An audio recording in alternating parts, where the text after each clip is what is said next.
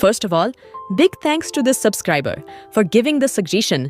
हमें the challenger sales की book summary चाहिए, तो हमने ये वीडियो बना डाली। पूरा वीडियो देखना, क्योंकि आपको कई सारी नई बातें सेल्स के बारे में पता चलेगी। और आपको बुक की PDF चाहिए, तो इस वीडियो पर 1000 व्यू आने पर वीडियो के डिस्क्रिप्शन में दूसरे वीडियो के जैसे ही हम लिंक भेज देंगे। I hope you will enjoy it. तो शुरू करते हैं बुक समरी बुक रेफ के साथ। लगभग हर नए B2B सेलर यानी कि बिजनेस टू बिजनेस सेलर को ब्रेंट एडमसन और मैथ्यू डिक्सन की द चैलेंजर सेल्स पढ़ने के लिए कहा जाता है। यह इस क्षेत्र में अब तक किए गए सबसे व्यापक अध्ययनों में से एक पर आधारित एक फंडामेंटल सेल्स कार्य है। अकेले Amazon पर किताब की 4974 रेटिंग है। पुस्तक अट्रैक्टिव लगती है, but when there's a big quota looming over your head, तो पॉसिबली आपके पास इसे पूरा पढ़ने का समय नहीं होगा।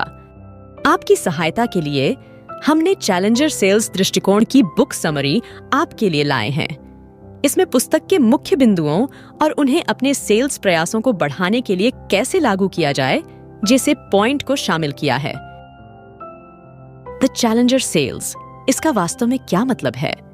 इसका मतलब है कि आप पहले की तुलना में सेल्स को अलग तरीके से अपना रहे हैं।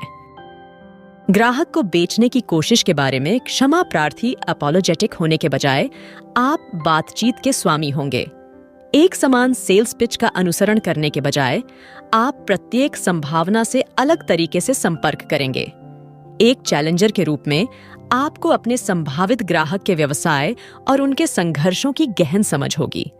फिर आप उन्हें निर्णय लेने के लिए प्रेरित करने के लिए सही समय पर पीछे हट सकते हैं।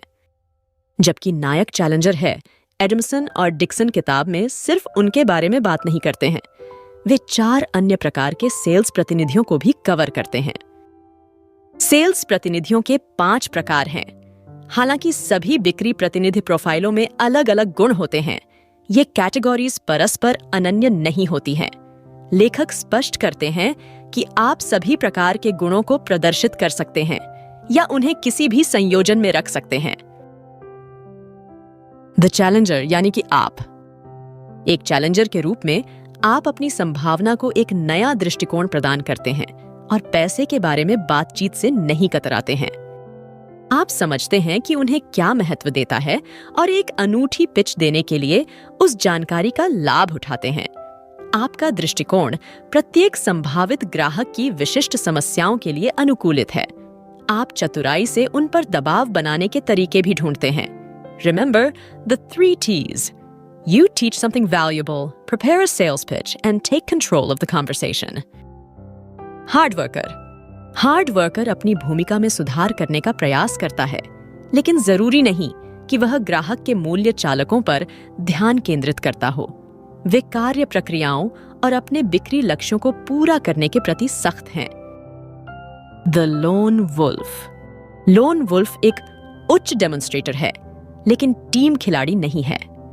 अपने विक्रय कौशल में विश्वास रखते हुए वे कोटा पार कर जाते हैं, लेकिन पारस्परिक रूप से निपटना मुश्किल होता है। उन्हें सहयोग करना पसंद नहीं है, लेकिन यह उन्हें अधिक रचनात्मक और साधन संपन्न बनाता है। जब आप एक विशिष्ट विक्रेता के बारे में सोचते हैं, तो आप संबंध निर्माता के बारे में सोचते हैं।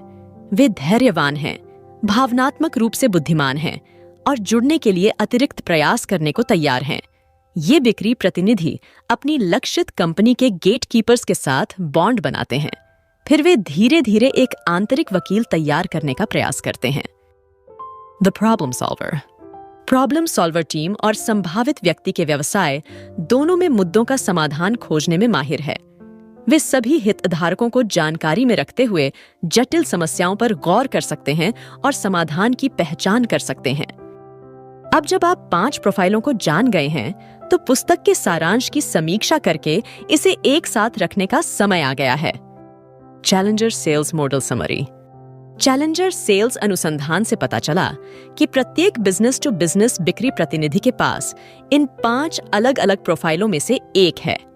5 प्रकार के बिक्री प्रतिनिधि हैं: challenger, hard worker, lone wolf, relationship builder और प्रॉब्लम सॉल्वर। ये प्रोफाइल यह निर्धारित करते हैं कि एक विक्रेता संभावित ग्राहकों के साथ कैसे बातचीत करता है और सौदे कैसे बंद करता है। अध्ययन में एडमसन और डिक्सन ने पाया कि 40% उच्च बिक्री प्रदर्शन करने वालों ने चैलेंजर शैली का उपयोग किया। उच्च प्रदर्शन करने वालों में किसी अन्य दृष्टिकोण की तुलना में चैलेंजर दृष्टिकोण का उपयोग करने की संभावना 2 गुना अधिक थी। 50% से अधिक O&L स्टार कलाकार जटिल बिक्री में चुनौती देने वाले प्रोफाइल में फिट बैठते हैं। शीर्ष प्रदर्शन करने वालों में से केवल 7% ने संबंध निर्माण दृष्टिकोण अपनाया। सबसे खराब प्रदर्शन करने वाला प्रोफाइल चैलेंजर दृष्टिकोण ने केवल उच्च प्रदर्शन करने वालों के बीच ही बेहतर काम किया। एवरेज प्रदर्शन करने वालों में प्रत्येक प्रोफाइल अन्य की तरह ही सफल रही। आज अधिकांश बिक्री टीमें रिलेशनशिप बिल्डर दृष्टिकोण की ओर अग्रसर हैं।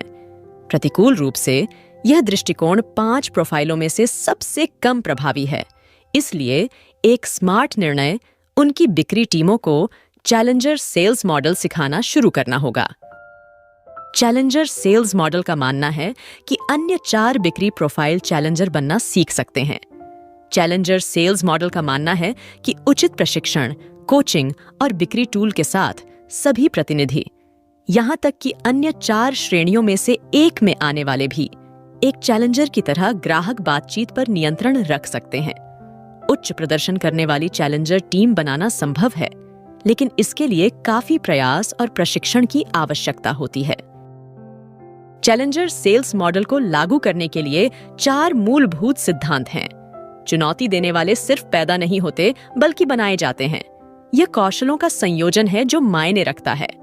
चैलेंजर बिक्री बल का निर्माण एक यात्रा है, रात भर की यात्रा नहीं। चुनौती संगठनात्मक क्षमता के बारे में है, न कि केवल एक व्यक्तिगत प्रतिनिधि के कौशल के बारे में। इन सिद्धांतों को अपनाकर आप अपनी बिक्री प्रक्रिया को एक परिवर्तनकारी यात्रा पर ले जाएंगे। This turns traditional solution sales on their head. अंत तक वीडियो देखने के लिए धन्यवाद। इस तरह आप भी हमें कमेंट में जरूर बताएं कि आपको अगली समरी किस बुक पर चाहिए। मिलते हैं अगली वीडियो में। जय हिंद, वंदे मातरम।